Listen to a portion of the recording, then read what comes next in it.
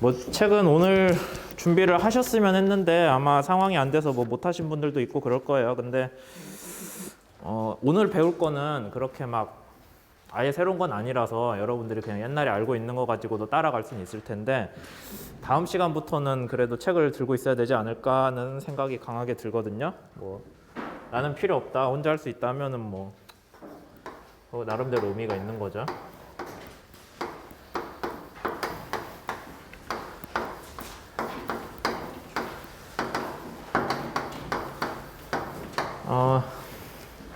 이 책 보시면 알겠지만은 혹시 한글판 가지고 있는 사람 있어요?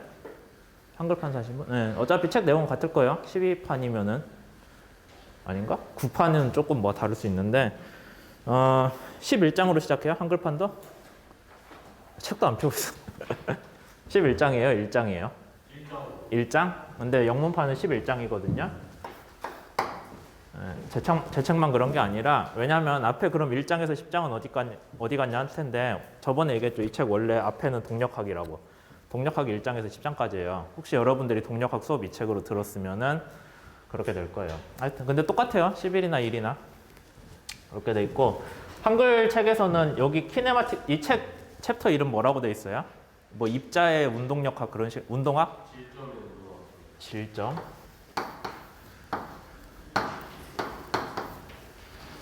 아이씨, 사람들이 오해하기 좋잖아. 운동학.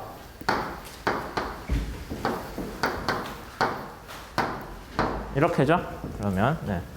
우선 이번 장에서 뭐를 배우는지를 좀 설명을 하고 그 다음에 이제 본 수업에 들어갈 건데 우선 동력학에서 사실 제일 중요한 건 뭐냐면은 우리가 알고 있는 운동 방정식이거든요. F는 ma라고 해서 이제 이것만 주구장창 팔 거예요. 12장부터는 11장은 그거 들어가는 이제 첫 단계고 이제 여기서 여러분들이 대충은 알잖아요. F는 뭐예요?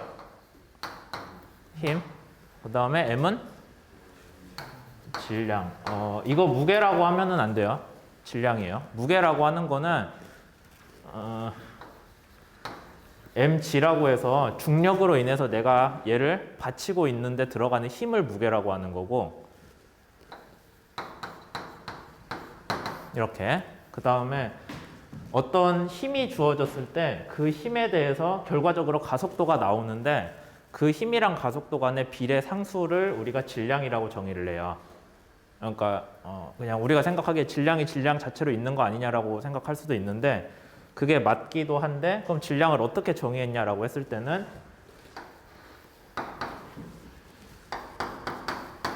이렇게 정의를 하거든요. 힘을 알고 가속도가 나왔을 때 우리가 아는 힘을 주고 거기에 우리가 아는 가속도가 나왔을 때 그 비율을 질량이라고 정의를 한 거예요. 네. 그런 식으로 약속을 했다고 우리가. 그 다음에 A는 당연히 알고 있는 가속도죠.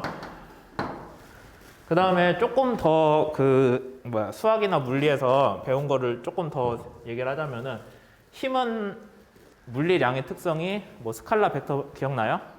안 난다고 하지 마요. 스칼라예요, 벡터예요, 힘은? 벡터예요. 찍어도 반반이긴 한데 벡터예요. 그 다음에 질량은 스칼라죠. 가속도는 벡터예요. 우리가 어떤 이유로 힘이나 가속도를 벡터라고 해요? 방향도 있고 크기도 있어서 맞아요?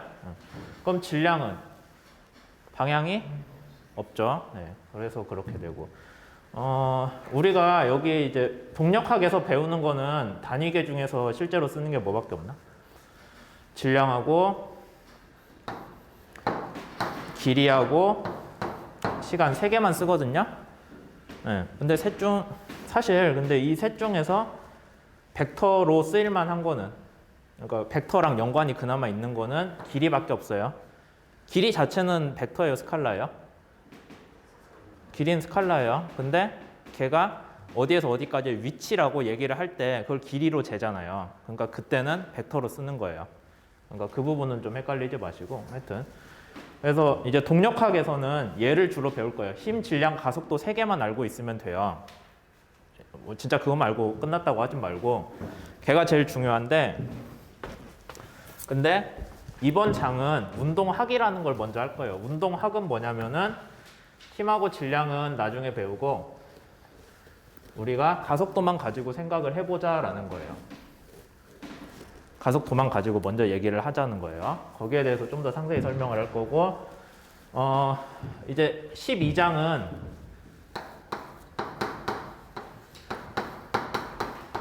키네틱스라고 써져 있을 거예요. 여러분들 영어책 보면은 혹시 한글 책으로 뭐라고 돼 있어요? 12장 이름이 한글 책은 2장이지. 2장 이름이 운동역학이에요? 동력학? 챕터 이름 몰라? 그렇게 썼어요? 뉴턴 이법칙? 그 앞에 뭐라고 안 써져 있어요?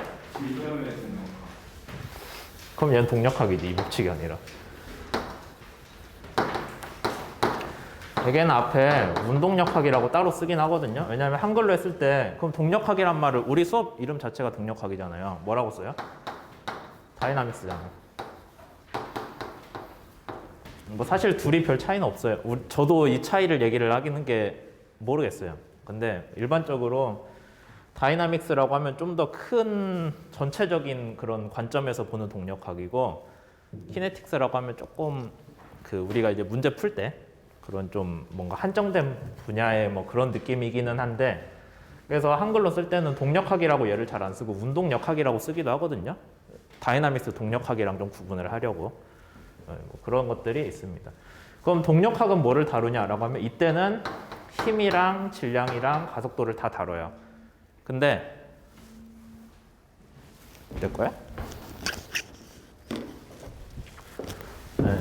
근데 키네마틱스, 운동학에서는 아직 힘이랑 질량은 몰라요. 그럼 뭐만 나와요? 가속도만 있는 거죠. 그러니까 그 가속도가 원래 힘에서 발생한다는 거 우리가 다 알고는 있는데 근데 그거는 아직 따지지 말고 그냥 순전히 운동 자체를 가속도, 그 다음에 걔를 시간에 대해 적분하면 뭐가 돼요? 가속도를 시간에 대해 적분하면 속도, 그 다음에 걔를 한 번 더 적분하면 위치가 되죠. 그 관점에서만 보자라는 거예요. 그래서 11장에서는 뭐를 다루냐면은 뭐 힘이고 질량이고 그거 얘기 안 하고 그냥 어떤 물체의 운동 속도가 얼마로 주어졌을 때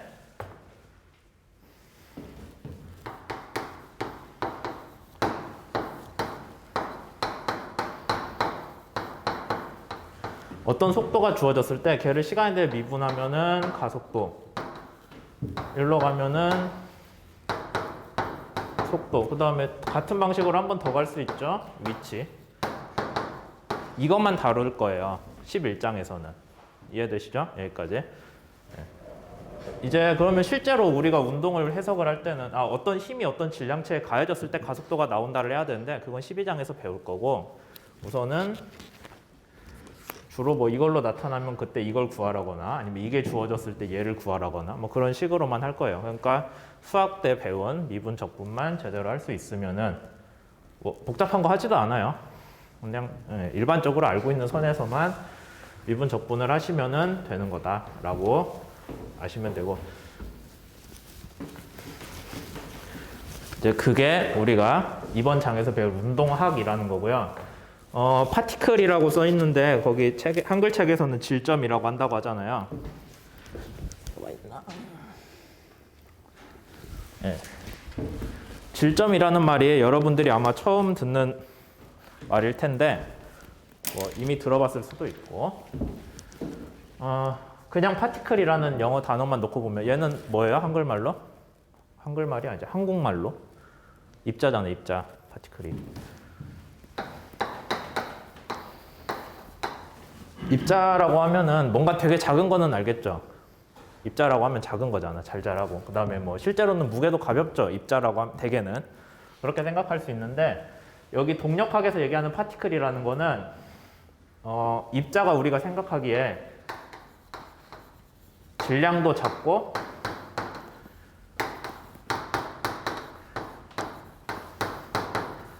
우리가 일반적으로 생각하는 둘 다 작은 걸 입자라고 하는데 그게 아니라 여기서는 질량은 크든 작든이에요. 있긴 있어요. 근데 작다고는 절대 안 해요. 질량이 있다. 부피는 없다로 나타나는 게 동력학에서 얘기하는 파티클의 정의가 되고 그걸 이제 한국말로 표현을 하려다 보니까 입자라고 하면은 우리가 얘로 오해를 하기가 딱 좋잖아요. 그러니까 그거를 질점이라는 말로 표현을 하죠. 질점은 뭐냐면은 질량을 가진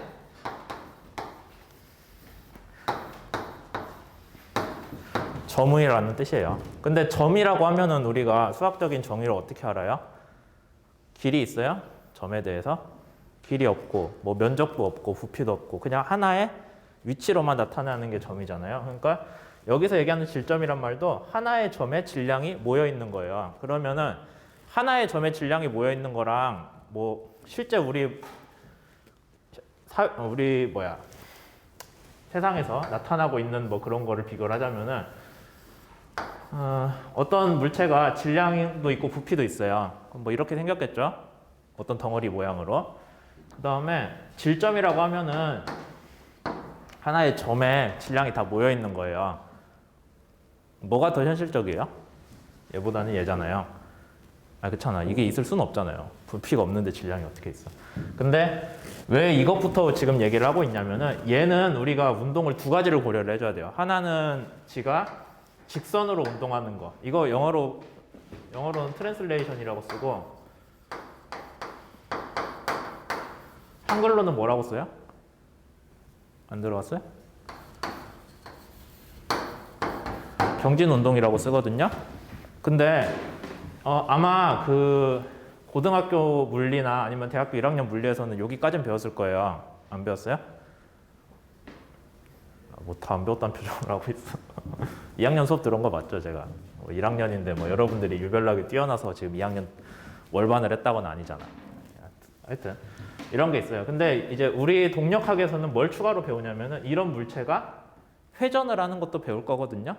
회전하겠죠. 안 할 수는 없잖아요, 물체가. 뭐 잘 밀면은 병진 운동만 할 수 있는데 실제로는 돈단 말이에요.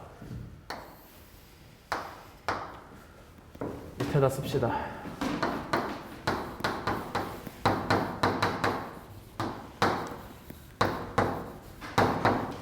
회전도 해요. 이해되시죠? 실제 물체는 이제 회전도 하고 병진 운동도 해야 돼요. 그럴 수밖에 없어요. 근데 우리가 그렇게 할 거면은 이제 챕터 1인데 여기에서 뭐 회전까지 배운 적도 없는데 그걸 얘기하는 건 좀 그러니까 그나마 여러분들한테 친숙하게 병진 운동만 있는 환경을 고려를 하는 거예요. 근데 그렇게 하려면은 회전 운동이 없어야겠죠? 회전 운동이 없으려면 어떻게 해요? 부피가 없으면은 한 점이잖아요. 그럼 얘가 회전하는지 안 하는지 여러분들이 알 수가 있어요? 없잖아요. 그래서 얘는 뭐가 된다? 질점에 대해서는 회전이 이걸 고려를 안 해줘도 돼요. 이제 나중에 뒤에서 회전 운동을 배울 때 다시 왜 질점에서는 회전 운동 고려를 안 하는지가 나올 건데 그냥 지금은 그렇다고만 알아두세요. 한 점에 질량이 모여 있으면은 걔는 회전을 안 하기 때문에 우리가 병진 운동만 생각을 할 수 있다. 그러면은 원래는 운동이 육자유도 운동이라는 걸 얘기를 하거든요.